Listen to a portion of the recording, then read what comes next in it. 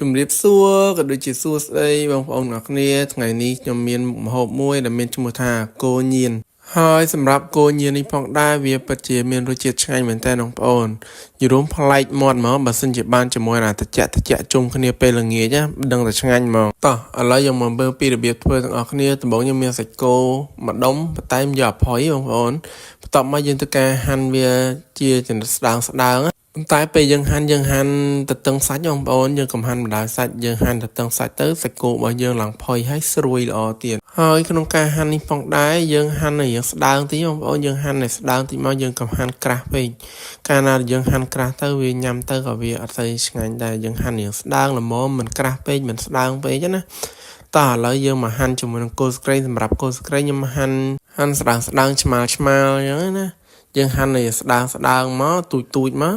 ព្រោះដើម្បីយើងស្រួលយកទៅធ្វើជាមួយនឹងទឹកជ្រលក់របស់យើងឥឡូវយើងមកហាន់ជាមួយនឹងស្លឹកក្រូចរបស់យើងម្ដងហើយសម្រាប់ស្លឹកក្រូចហាន់ស្ដើងទូចឆ្មាលដូចគ្នាបងប្អូនតោះឥឡូវយើងមកធ្វើទឹកជ្រលក់ញៀនបងប្អូនគ្នាហើយសម្រាប់ទឹកជ្រលក់ញៀននៅក្នុងដែរខ្ញុំមានគល់ស្ក្រៃខ្ទឹមសសណ្តែកដី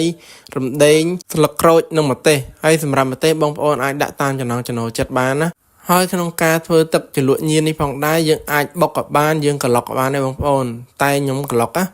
ហើយដាក់ខ្ទឹមសគល់ស្ក្រៃស្លឹកក្រូចរំដេងជាមួយនឹងម្ទេសចូលទៅណាហើយបន្ថែមជាមួយនឹងសណ្តែកដីហើយសណ្តែកដីដាក់យ៉ាងច្រើនទៀតបងប្អូនហើយក្នុងការក្លុកដើម្បីយើងក្លុកឲ្យម៉ត់បានល្អថែមជាមួយនឹងទឹកបន្តិចណាដោយសារកន្លែងនេះខ្ញុំភ្លេចដាក់បង្ហាញពេលដាក់ទឹកជូនបងប្អូនណា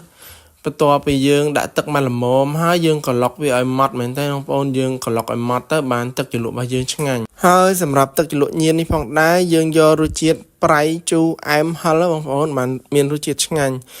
យើងផ្គាប់ជាមួយនឹងសាច់គោឆៅរបស់យើងទៅគឺឆ្ងាញ់មែនតើឥឡូវយើងមកធ្វើការលាយគ្រឿងអស់គ្នាដំបូងយើងធ្វើការដាក់ស្ករដាក់អំបិលដាក់ប៊ីចេងសម្រាប់រសជាតិបងប្អូនអាចថែមថយទៅតាមចំណង់ចំណូលចិត្តរបស់បងប្អូនណាបងប្អូនធ្វើការប្រៃផ្អែមជូរហឹលអីយើងថែមថយឬលៃលកទៅតាមនោះទៅហើយបន្ទាប់មកបានបន្ថែមក្រូចឆ្មាចំនួន2ផ្លែហើយសម្រាប់ក្រូចឆ្មានេះផងដែរយើងយករៀងជូរទីណាបងប្អូនបន្ទាប់ពីយើងច្របល់វាហើយយើងបន្ថែមជាមួយនឹងទឹកមកល្មមកុំឲ្យវាខាប់ពេកកុំឲ្យវារាវពេកឥឡូវទឹកជ្រលក់របស់យើងក៏បានធ្វើរួចរាល់ហើយទំនងមែនតើបងប្អូនមើលទៅវាគួរឲ្យឆ្ងាញ់ហ្មងណាពេលដែលជ្រលក់ជាមួយនឹងគោញៀនរបស់យើងណាតោះឥឡូវយើងមកធ្វើការរៀបជាមួយនឹងសាច់គោរបស់យើងដើម្បីដាក់នៅលើតកក្នុងការរៀបសាច់គោយើងដំតកម៉ត់ឲ្យមួយចានមកបន្ទាប់មកយើងធ្វើការរៀបម្ដងមកផ្ទះដើម្បីឲ្យវាពេញចានហ្មងបងប្អូនយើងធ្វើបែបនេះដើម្បីឲ្យសាច់គោរបស់យើងវាត្រជាក់ល្អហើយពេលញ៉ាំទៅក៏ស្រួយឆ្ងាញ់ដែរយល់យើងអត់មានចំបាច់ជាមួយក្រូចឆ្មាចំបាច់អីទេយើងធ្វើសាច់គោញៀនគឺយើងធ្វើបែបនេះណាបន្ទាប់ពីយើងរៀបដាក់ចានរួចរាល់ហើយយើងដាក់ជាមួយក្នុងទូទឹកកករយៈពេល5នាទីទៅបងប្អូនដើម្បីឲ្យវាត្រជាក់ឥឡូវគោញៀនរបស់យើងបានធ្វើរួចរាល់ហើយសម្រាប់បន្លែផ្គាប់វិញខ្ញុំមានតែសាឡាត់ស្រួយស្ពៃបូកគោជាមួយនឹងជីគ្រប់មុខបងប្អូនហើយយើងធ្វើការដាក់រៀបផ្គាប់វាមកនិយាយហាមពីឆ្ងាញ់មែនតើបងប្អូនជាតិហ្មងណាជុំពេលដែលបងប្អូនធ្វើឲ្យញ៉ាំទៅប្លែកមាត់ហ្មងបើសិនជាបានជាមួយអាត្រជាក់ពេលងាយជុំគ្នាធានាថាប្លែកមាត់សាហាវហ្មងណា